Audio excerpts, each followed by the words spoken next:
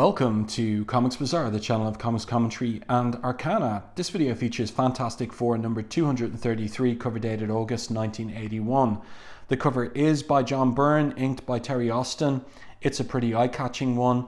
Great use of colour on this cover. The Human Torch taking apart, melting whatever this piece of metallic equipment is. These guys, nice spotting of blacks on them in the background with the light cast from the Human Torch's flame, living flame.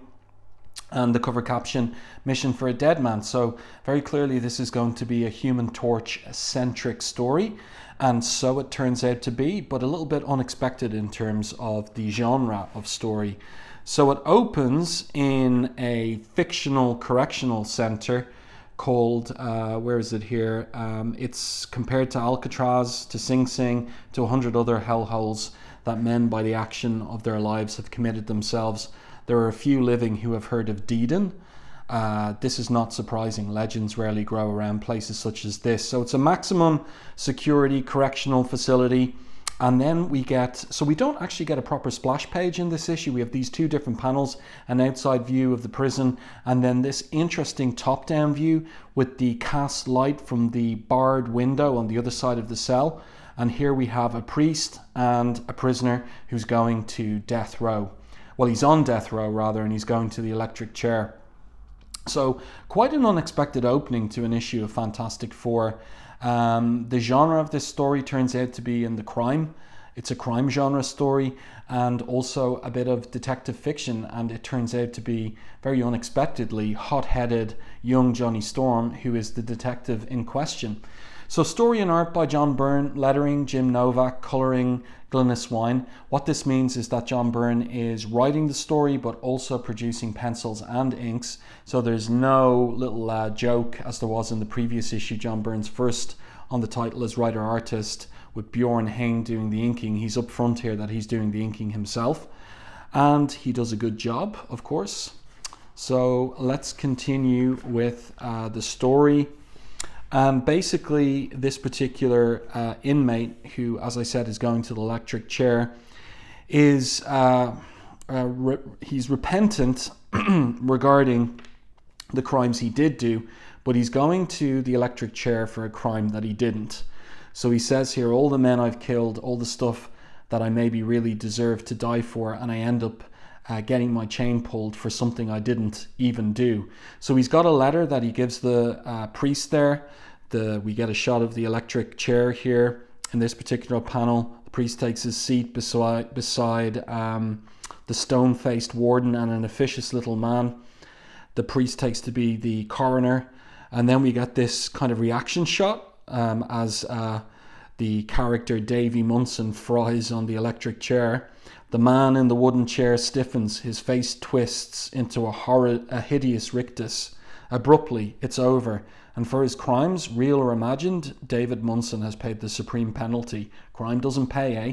So Byrne very much dipping into that 1950s genre of crime comics also here.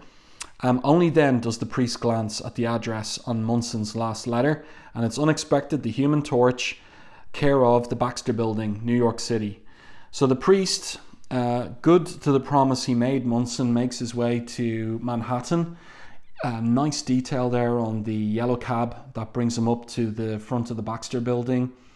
So he looks up the skyscraper, comes into the lobby, makes his way to the lift, and finds that the lift isn't working. So he thinks to himself, that's odd. Doesn't seem to be working. Surely the Fantastic Four would maintain their equipment better than that. And who pops up behind him except for the Invisible Girl? And she explains to him that you don't have a special belt buckle solenoid like we members of the FF do. This microbeam key is the only thing that will call the car to this level. My husband, Mr. Fantastic, invented and installed it. He's considered something keyed to our fingerprints, but the thing has no fingerprints. So this is Byrne thinking through all of the logic of the way that the world of the Fantastic Four works. He's drawing on what was established in the Lee and Kirby run, but he's adding little details of his own, such as why not a fingerprint coding to give the Fantastic Four access to the elevator, and there you go, that's the reason why. So it's all well thought out on Byrne's part. Also, Mr. Fantastic is scanning the occupants of the lift. Invisible Woman there, or Girl, she's still called Girl in this era, that's still her code name, Byrne hasn't changed that yet, scanning them, and that's a nice little panel switch there where we see the characters from the outside and then we see their skeletons on the inside. So good work by Byrne there in that particular panel. And then we're with Reed, who's looking at the computer readout and thinking to himself, voice and bioscan confirms that's really Sue, and the man with her doesn't match against any of our known enemies. So again, Byrne thinking out very clearly and logically how the FF's operation in the Baxter Building would work. So the priest arrives at the visitor reception level. Lots of detail here in terms of the fixtures and fittings of this reception area of the Baxter Building. We even get the view out the window of the various buildings in Manhattan. Byrne definitely not scrimping on the details in his first few issues of Fantastic Four. And then we have a classic of Stan Lee and Jack Kirby's era on the title, and it's a fight between the Thing and the Human Torch. And just look at this hunk of equipment that the Thing has thrown at the Human Torch. So not Kirby tech, but Byrne tech, very distinctively Byrne tech. So let's turn the page and we see here the fight between the Thing and the Human Torch, and Sue using her invisible force field in order to protect herself and the priest from fallout from the fight. Ben here, the Thing, lifting up another chunk of equipment to hurl at the Human Torch, but instead he picks up the sofa and swings it around at the Human Torch. This is really well done, choreographed fighting by Byrne, and you know, it's exactly what a 10-year-old or an 8-year-old reader wants. So the Thing digging into the floor and pulling up some of the water piping and hosing the Human Torch until he transforms back into his human self, and getting ready to deliver quite the punch there when Reed Richards intervenes. The raw fury in his old friend's eye sends a chill through Reed.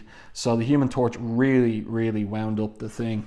But that's a nice 3-page sequence there. It's not entirely over yet. The Thing still needs to be restrained, and he walks off in a big huff and sulk. So I'm going to grab my hat and coat and go for a long walk. I'll be back when I cool off, if I cool off, and I still feel like coming back. Then he excuses himself to the priest. And so I like this detail here of Johnny drying off his hair. Interesting that he doesn't just simply flame on in order to dry off, but it does show Byrne rendering like a wet look on Johnny's hair, and I think that that's very well done. Sue scolds him there, I'm not interested in what you meant, and don't you ease off me. The very idea, brawling in the middle of our home like a common thug and in front of a priest. So she storms off, no pun intended, and then the priest gets to business. He opens up the briefcase and he says that he's come to deliver a letter. And Johnny's surprised. A letter? Boy, must be some letter for a priest to play mailman. What's it all about, Father? So the priest hasn't, out of curiosity, opened the letter. So he says, I don't know, at least not for a certainty. And then here we get the letter. So written the day before Munson went to the chair. And here he says, by the time you get this, I'll be dead. Don't cry no tears for me. I've been a louse all my life and now I'm paying my dues. But I want you should do me a favour. My old ma never knowed what a crumb I been, not until I got framed for this killing, what I didn't even do. So if you don't hold no grudge from high school, see if you can clear my name, not for me, for my ma. Signed, David. David George Munson. So Johnny has to try and remember the guy. Red hair and freckles. I still don't think and then he remembers. So we get a flashback here. We've got that classic curved border to the panel, indicating in Marvel Comics it's a device to indicate that we have a flashback to the past. So here we have Johnny in high school, and his very specific high school. He's in junior year at Glenville High, just before he became the Torch, so before they went up in the experimental space launch and got hit by those cosmic rays. And he's tripped up by Munson there, And he remembers, it was Georgie back then, not David George. But that's the only redhead I know from school. Who'd think I might hold a grudge? And now he's dead, Father? Just over 2 weeks ago on May 20th. What do you think you'll do? So Johnny, good-hearted the way that he is, he says, well, I always was a sucker for a sob story. Guess I'll have a nose round and see what I can turn up. So the priest says, I'm glad to hear it. Anything I can do to help, any information you might need, don't hesitate to ask. So here we go. This is a very interesting twist for a Fantastic Four story, most particularly after Byrne's first in the previous issue, where the whole idea was going back to the basics. And instead of a story that focuses on the entirety of the Fantastic Four team, we're going to get this more or less solo story focused on the youngest member of the team, Johnny Storm, and putting him in an unusual situation where he has to use his brains to figure out how perhaps his old high school peer was framed for murder. And Byrne having a bit of fun here. There's a new Fantastic car, but Johnny takes the old bathtub Fantastic car from the Jack Kirby and Stan Lee era, and the reason given is that Reed has asked him to check on the servo grids, but really it's just because Byrne wants to draw the old Kirby Fantastic car. So he arcs out towards 2 hours later. Where's he going? He's going to a city flight speed. Where's he going? He's going, I think it has to be in his thoughts there. So he's starting in New York. Where would he be flying to in 2 hours? Something just over 2 hours later, swooping in over the treetops, the Torch brings his quad unit to a city flight speed and heads for the downtown core. New Civic Square. We don't get the location here, so I must have missed something in terms of where he's going. In any case, he goes to a police building and he asks for access to the files on the crime that Munson was picked up for and sentenced to death. And we get interesting art here from Byrne in this sequence. So he's going through the files and Byrne decides to draw the episode of Munson robbing this liquor store and shooting the owner, apparently shooting the owner, and do it all in black and white and with a lot of heavy spotting of blacks as well. Very interesting choice. And remember, at the same time as Byrne is doing this issue, out comes Frank Miller's Daredevil 173. So Frank Miller is leaning into the crime fiction genre on Daredevil, and it looks like Byrne is having a little personal competition with Miller here, doing his own crime fiction story, and even borrowing a little bit or rivaling Miller in terms of that noir style that Miller's using over on Daredevil. And they've got the same colorist as well. Glynis Wein is coloring both books at the same time. So Johnny sits back from his investigation of the file and he thinks, boy, no gloves, fingerprints all over the murder weapon, and he couldn't have had any more eyewitnesses to his escape. We see them here. If he'd had the whole thing catered. Yep, it's just dumb enough to have been our old pal Georgie. But there's one detail that troubles me.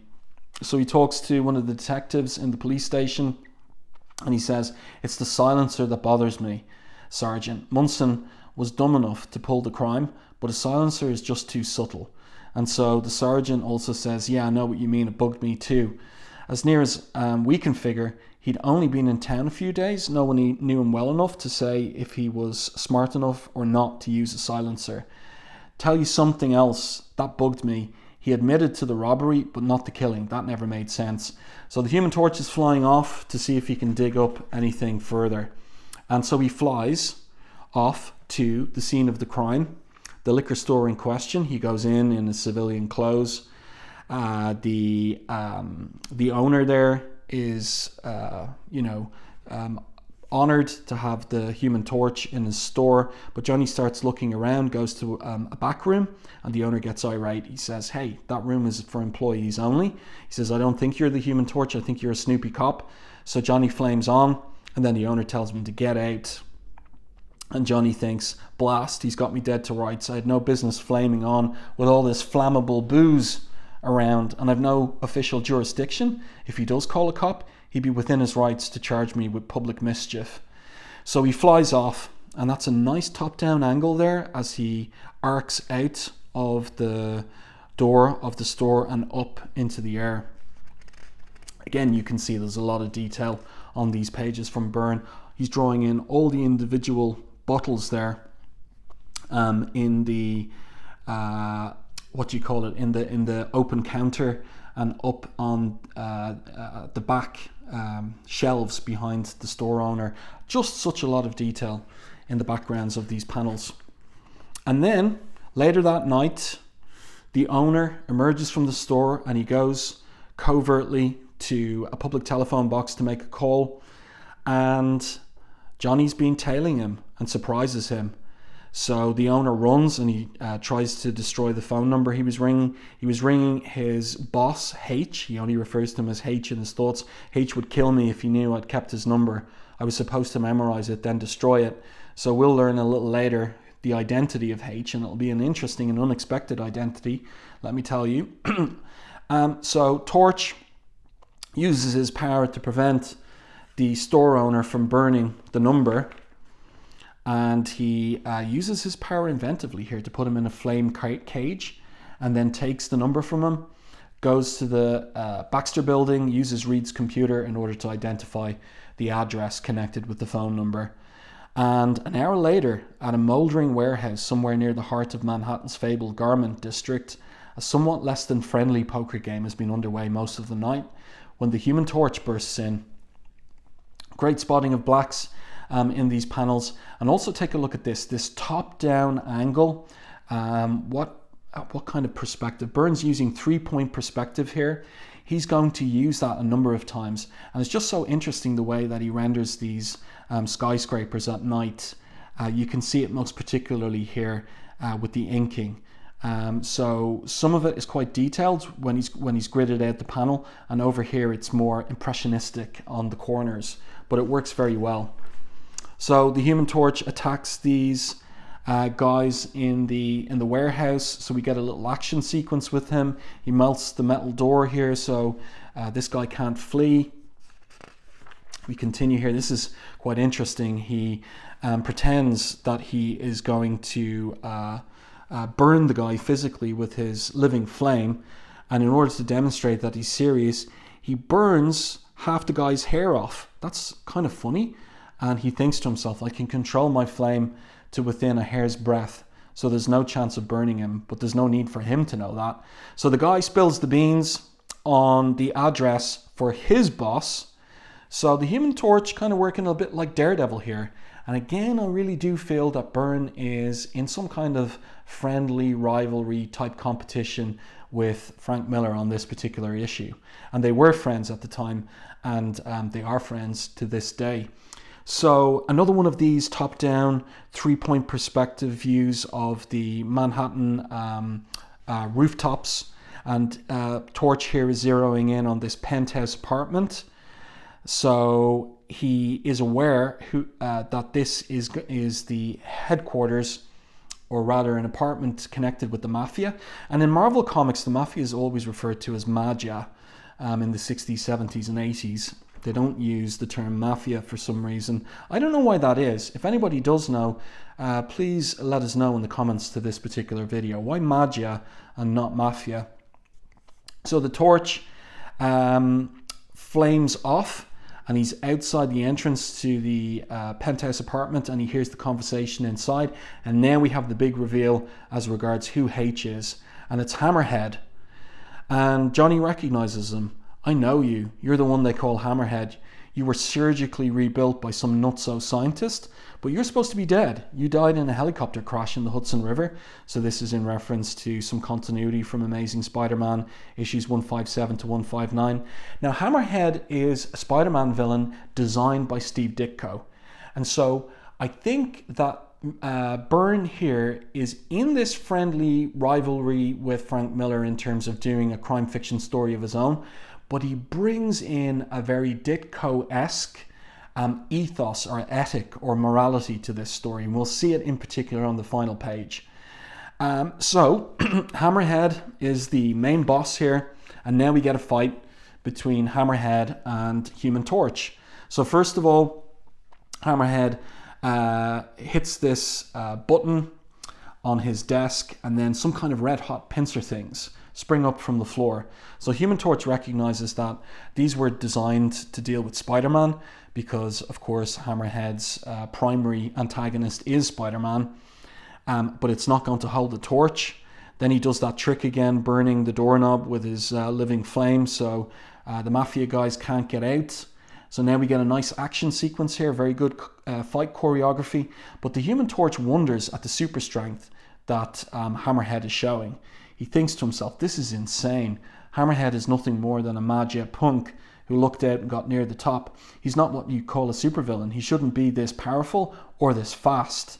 So the Torch is thinking, how can he stop him? Can he use his flame against him, or will he kill him? Is he invulnerable? He's trying to figure it out. And then Hammerhead says, give it up, punk. You ain't got a chance. None of you super creeps can stop me now. So Torch thinks to himself, now, that's an interesting choice of words. So he begins to put it together that there's something new about Hammerhead, and what could it be?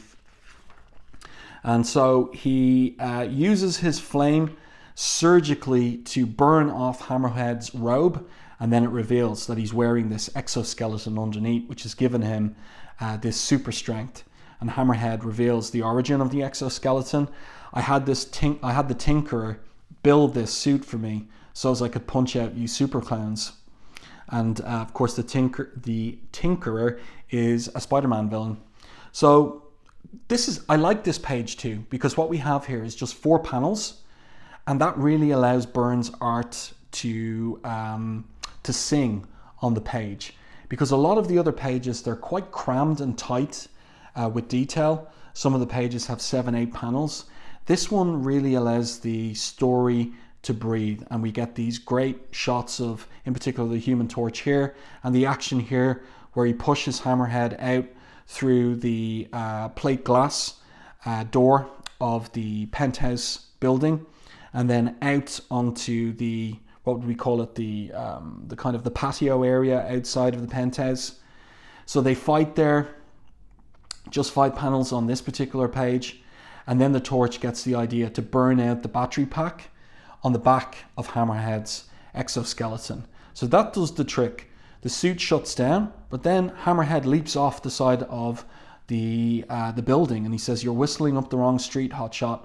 Hammerhead don't talk to nobody, and nobody takes Hammerhead alive." Because what's the whole reason that the Human Torch was there? He wants to find out the true story of what happened with Munson, whether he was framed for the murder or whether he really did it or not. So Hammerhead seems to be leaping to his death rather than talking to the Torch. So the Torch flies down. Great angle here, another 3-point perspective from Byrne, flies down between the skyscrapers, and just as he's coming towards the bottom, realizes that Hammerhead isn't there. Nothing, no sign of him, and the people on the street aren't reacting as if he's landed. So he thinks, as he arcs back up to the penthouse, suckered again. It must all have been part of a prearranged escape plan. I should have expected it. Knowing his rampant paranoia about Spider-Man, naturally Hammerhead would have a few quick exits rigged. So later on, within the hour, the police sergeant is there, commends Torch on the job he's done. Not bad for a first-timer, Torch. You've bagged us some of the biggest wigs the Magia has. I can book these guys just for breathing the same air. But Torch isn't happy, because he fudged up, as he says. "I didn't come here to catch Magia, Dons, Lieutenant. I came to get Hammerhead to confess to his involvement in a murder. A guy he used to know was fried for, and Hammy had never heard of him." So the sergeant, or lieutenant in this case, gives Torch a piece of interesting information, which might help him in his investigation, his private investigation. Say, wait a minute though, that other super guy, Daredevil, just turned in all the Kingpin's secret records, and that's in reference to Daredevil 172. There's a video review of that particular issue on this channel, and that's what the Kingpin did at the end of that issue. Seems Kingpin was keeping complete dossiers on everyone in the mobs. Maybe that will have something of interest to you. So Johnny says, maybe it will, Lieutenant, maybe it will. And of course it does. And it brings us to our final page and wrap up. And it's quite dense here. There's a lot of words on this. But basically, it turns out that the owner of the liquor store, Morris Vance, he's the guy who framed Munson. And he had him even touch the gun that he used to shoot the original store owner. So he framed Munson. So we get it here. And using the gun and wearing gloves so as to not get his prints on the gun, Vance killed the old owner, who was already unconscious from Georgie's attack. That was probably why Vance was so spooked when I looked in that storeroom. He didn't want me noticing. He'd bricked up the window he'd once used to get in. Vance is being held himself now, pending charges. I know this doesn't bring back Georgie, Mrs. Munson. So this is Miss Munson's mother, and that's what he wanted in the letter. He wanted his name cleared for his ma. And this is interesting from Byrne, and this is the Ditko dimension of this Ayn Randian moral objectivism, evil and good. There's no grey area in between. So the mother here says, that's okay, Mr. Torch. He was a bad boy, my Georgie. From all them other things he done, he got what he deserved. What? Says Torch. You mean you knew all along and knew he was a crook and a murderer? And she responds and says, listen, I may be just an ignorant old immigrant lady, but stupid I ain't. I always knew he'd come to no good. A mother always knows. And Johnny's still aghast. He says, Mrs. Munson, I'm sorry. I wanted you to believe that Georgie wasn't a murderer. I went digging through old records so you could think that he was. And she just says, that's because you're the kind of boy who any mother could get proud, because you are a hero. And for Johnny Storm, the icy winds that whip around the walls of Deedon for a moment are less chilling. So this is the prison cemetery where those who go to the chair are buried. Interesting. It's a curious story, as I was saying earlier. You'd rather think that Byrne getting his hands on the title, and after doing, as he did in issue 232, his first issue as writer-artist, back to the basics, we'd have a story focusing on all of the Fantastic Four. In some regards, this particular solo story of the Human Torch might be better suited to an annual. But as I said, I do think that maybe what prompted him was a desire to compete with Frank Miller in respect of what Byrne could do in the crime genre and the detective fiction genre. So there you go. I do hope that you enjoyed this review and commentary on John Byrne's second issue of his seminal run on the Fantastic Four, issue number 233. Let me know what you thought about this issue in the comments to the video. If you liked my review and commentary, please like the video on YouTube, and if you haven't done so already, subscribe to the channel and stay tuned for more content like this.